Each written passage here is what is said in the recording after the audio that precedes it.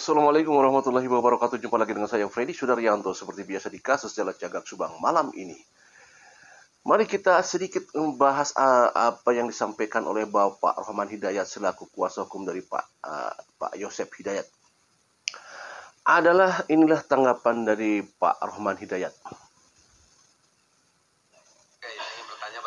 Bagaimana menurut Abang tentang persidangan yang barusan, Bang? Ada 4 saksi yang memberikan keterangan hari ini, Bang. Hari ini jelas ya kejutan semua ya. Pertama Yogi yang terakhir, Yogi jam 6.19 lewat TKP sudah melihat 3 orang. Nah, sementara Pak Yosep tadi kita lihat sendiri jam 6.50. Berarti sudah dapat dipastikan yang di TKP itu bukan Pak Yosep. Sudah dipastikan bahwa yang di TKP itu bukan Pak Yosep. Karena Pak Rohman Hidayat meyakini dengan 6.50-nya. Kita lanjutkan. Ya, itu garis bawahi.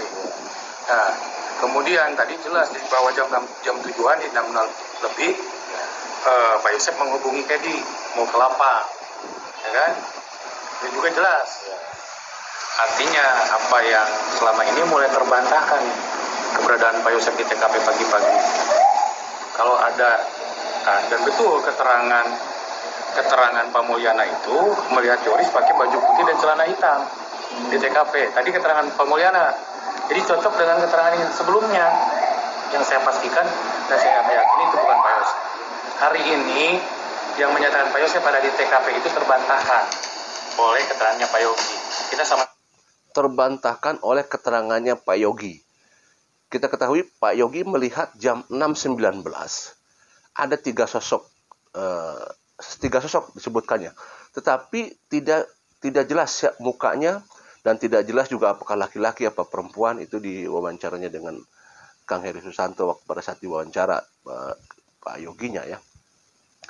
Nah sekarang ini Pak Rohman Hidayat meyakini itu semua terbantahkan keterangan-keterangan yang mengatakan Pak Yosep ada di pagi hari.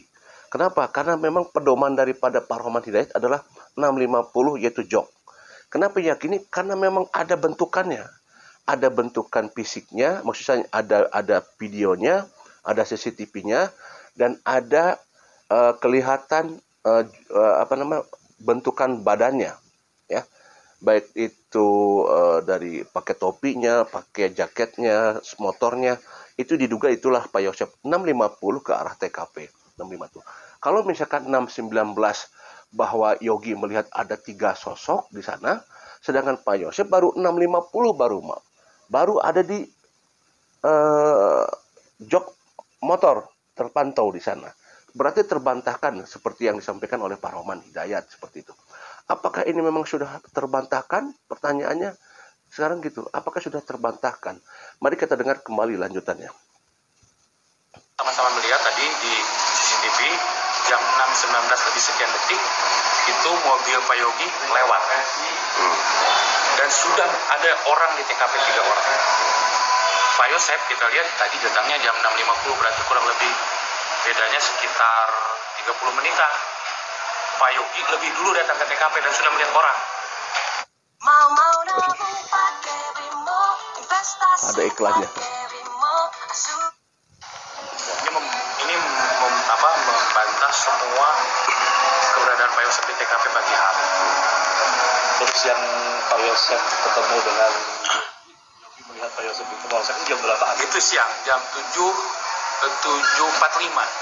Berarti pada saat lapor Pak Yosep. Pada saat ada di Polsek. Lapor ya. Sesuai dengan keterangan Pak Yosep. Jadi ketika Yogi melihat Pak Yosep ada di depan Polsek itu jam 7.45. Ada 3 CCTV yang diperlihatkan oleh penyidik, 6.19, 7.45 dan 7.5 sekian lah, saya lupa. Nanti dari ada. jok itu. Ya, dari di jok itu, lewat posisi jok itu. Jadi yang benar yang pertama kali lah yang melihat 3 orang itu.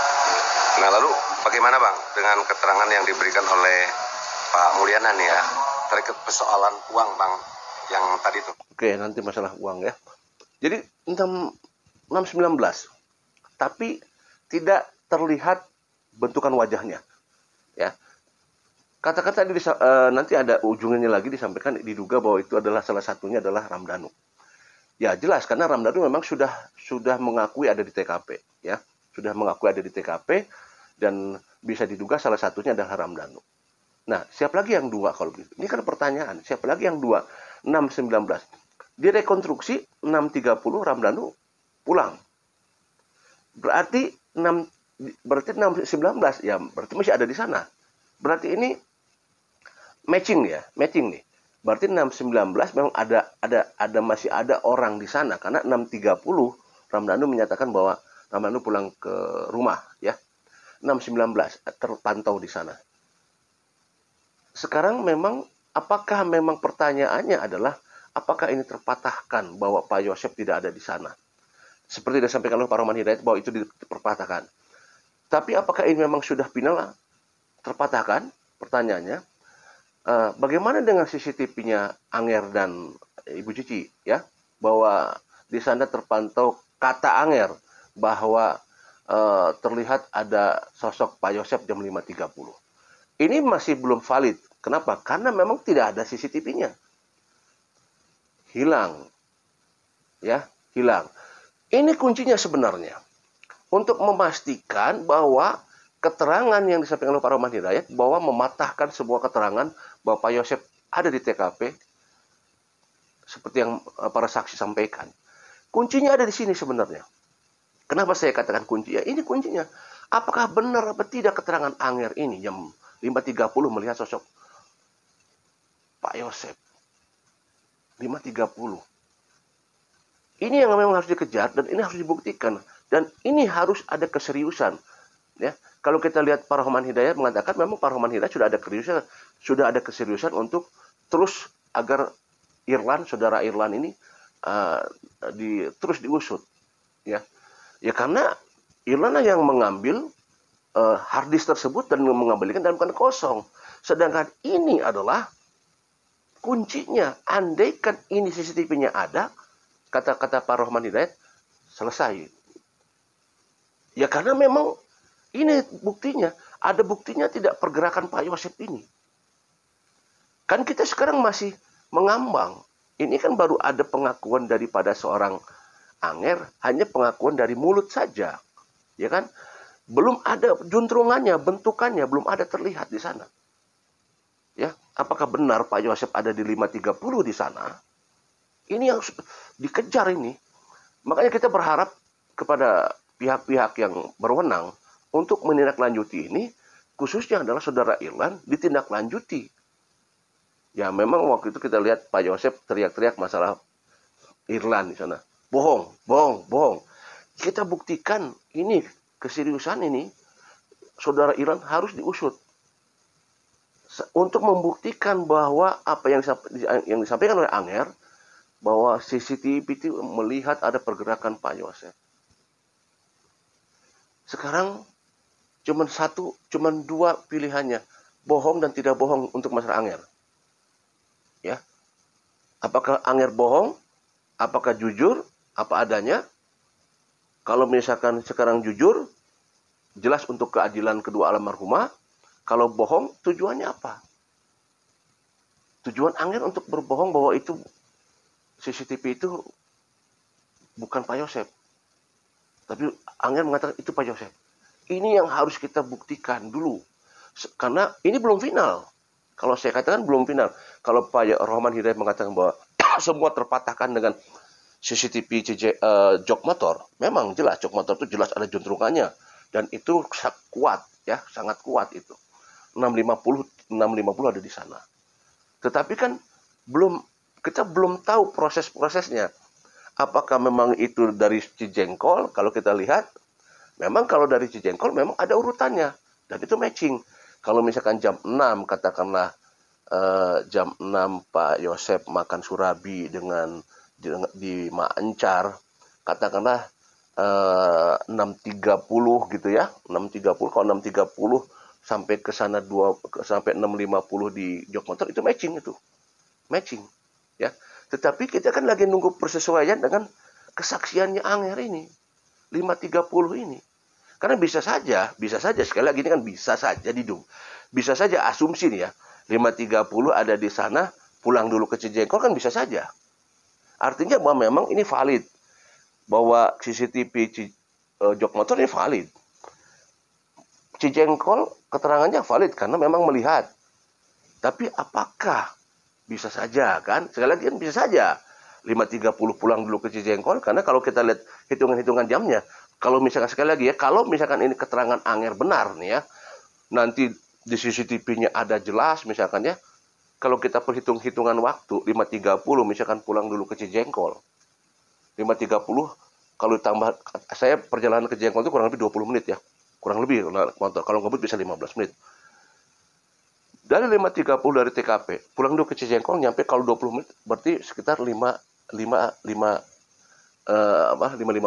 Yang istirahat sebentar, cuci-cuci dulu, jam 6 makan surabi. Bisa seperti itu. Itu kan asumsi, sekali lagi. Asumsi kalau, makanya kita tunggu nih. Kita tunggu hasil, keseriusan daripada aparat untuk menindaklanjuti saudara Irlan. Yang kata Anger bahwa itu diambil oleh Irlan dan dikembalikan dalam keadaan kosong. Dan Anger meyakini bahwa sudah dilihat ada pergerakan Pak Yosep. Nah ini kan harus kita tunggu ini. Kalau misalkan itu tidak valid, tidak jelas, tidak ada, ya ini jok motor menang ini. Seperti itu. Makanya ini ditunggu ini, Anger ini. Dan sebenarnya begini ya, keterangan tadi yang saudara Yogi, 6.19, lagi, ada 3 orang. Ya kita yakini pasti ada orang di sana. Karena 6.30 Ramdhanu baru pulang ke rumah. Berarti masih ada beberapa orang di sana. Sekarang kita kembali kepada pernyataan Ramdhanu. Direkonstruksi. Apakah ini dipatahkan oleh keterangan jok motor yang 6.50? Kesaksian Ramdhanu. Artinya apa? Berarti jok motor ini kan mematahkan kesaksian Ramdhanu secara tidak langsung. Sedangkan kesaksian Ramdhanu, Pak Yosep mulai dari jam 9. Ya mulai dari ini, malah dari mana? Dari mulai warnet, pecel lele, TKP. Itu kan urutannya dari mulai jam 9 malam sampai jam pagi, jam kurang lebih jam 6. Artinya keterangan Ramdhanu yang begitu panjang dipatahkan oleh jok motor CCTV. Kalau kita mau mengiyahkan apa yang disampaikan oleh Pak Rohman Hidayat, bahwa semua keterangan itu terpatahkan oleh jok motor, termasuk keterangan Ramdhanu, lantas Ramdhanu buat apa menceritakan Pak Yosep ada di sana, Ibu Mimin ada di sana, Abi dan Arigi? Dan juga untuk apa Ramdhanu cerita begitu panjang, direkonstruksi? Kalau mungkin itu bukan Pak Yosep, terus kenapa berani-beraninya Ramdhanu menyebut itu Pak Yosep? Di rekonstruksi itu dijelaskan. Kita lihat banyak adegan-adegan yang face to face-nya dekat jaraknya. 1 meteran jaraknya. Apakah Ramdhanu buta melihat bahwa itu bukan Pak Yosep? Kan gitu ya. Logikanya kalau misalkan kata Pak Rohman Hidayat terpatahkan keterangan-keterangan ini, termasuk keterangan Ramdhanu, Pak Yosep ada seharian di sana, semalaman di sana, berarti terpatahkan oleh jok motor ini. Terpatahkan. Lantas Ramdhanu untuk apa dong kalau begitu? Apakah Ramdhanu berbohong? Salah menyebutkan orang? Atau disengaja? Ini kan sebenarnya begini. Kalau secara kita main logika saja sekarang. Ramdhanu menyebutkan Pak Yosep di TKP melakukan suatu pengeksekusian. Kan ini sudah, kalau memang berbohong, udah penuduhan. Sudah penuduhan ini. Menyebutkan Pak Yosep begini, begitu, Abi begini, Arigi begini. Kan ini sudah penuduhan. Kalau penuduhan kan sebenarnya bisa ditindaklanjuti harusnya. Ya kan? Harusnya bisa ditindaklanjuti. Ini Pak penuduhan. Kalau memang Ramdhanu bukan Pak Yosep di sana. Ini kan, apakah bisa dipatahkan dengan 650? Keterangan Ramdhanu, keterangan Novianti. Oke lah ke yang lain-lain. Tetapi keterangan Ramdhanu ini udah di P21 kan. Apa bisa dipatahkan dengan keterangan CCTV jok motor yang 650? Saya bukan tidak meyakini, saya yakin bahwa itu betul, CCTV itu betul. Karena memang jelas sudah dipertontonkan di persidangan. Itu 6.50 jelas. Matching itu. Kalau dari Cijengkol ke sana 20 menit. Jam 6.30 sampai 6.50 20 menit. Ya matching lah, itu matching. Ya. Matching itu. Cuman ya sekali lagi, apakah ini mematahkan semua yang memberikan keterangan bahwa Pak Yosep ada di sana? Termasuk berarti Ramdhanu dipatahkan dong. Berarti keterangan Ramdhanu yang 97 adegan dipatahkan kalau begitu. Kan jadi pertanyaan besar ini. Kuncinya dari siapa? Anger. Anger kejar Pak Irlan, sandingkan dengan Anger, apa benar apa tidak bahwa CCTV itu dikembalikan dalam kosong. Nah, ini menarik, kita tunggu nih. Kita tunggu di persidangan saudara Irlan untuk dipertanyakan keterangan Anger. Apa jawabannya nanti? Kita tunggu.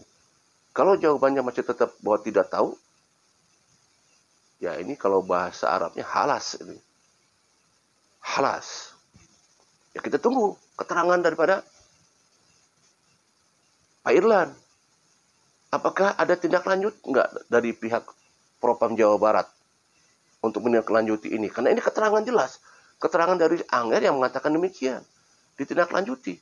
Nanti panggil lagi di persidangan. Menarik ini sebenarnya. Ya. Karena Pak Rohman Hidayat meyakini bahwa semua keterangan itu terbantahkan oleh CCTV jok motor. Valid memang itu. Valid. Jelas. Dan matching. Sebenarnya itu kita tunggu keterangan ini. Anger ini. Assalamualaikum warahmatullahi wabarakatuh.